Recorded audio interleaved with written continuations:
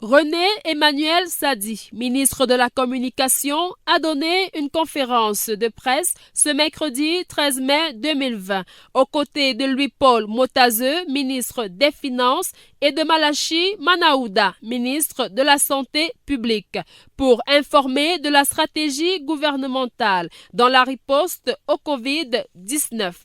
René Emmanuel Sadi a déploré le relâchement des populations dans le respect des gestes barrières depuis leur assouplissement. On ne peut s'abstenir de déplorer l'interprétation erronée qu'une bonne frange de nos concitoyens semble donner de ces mesures d'assouplissement, qui pour eux proclament la victoire sur le Covid-19 et donc la fin du combat contre la pandémie.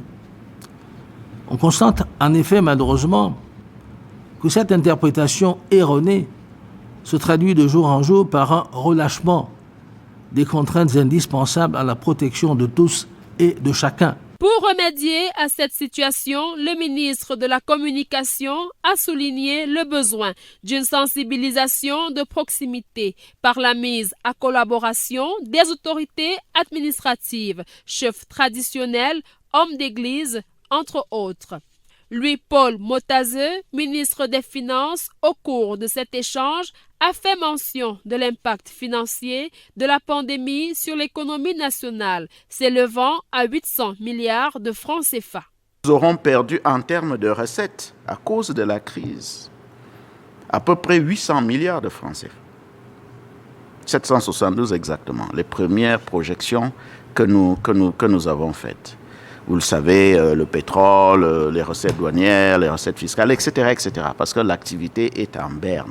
Pour le ministre de la Santé publique, Malachi Manaouda, le besoin d'une étude approfondie de la solution de Monseigneur Cléda est nécessaire pour garantir la protection de la population. Comme on ne peut pas tout de suite donner la formule scientifique qui a amené à ce résultat, nous voulons déjà nous rassurer que le produit n'est pas toxique. À partir de là, donc, nous allons discuter avec Monseigneur Cléda pour pouvoir avancer sur le produit. Malachi Manaouda a également rassuré de l'amélioration du plateau technique par la formation des unités de service d'aide médicale urgente, en abrégé SAMU pour le prêt hospitalier. La contribution de chaque membre de la collectivité nationale à l'éradication du Covid-19 n'est pas une option, mais une obligation dont la stricte observation est à la fois une exigence morale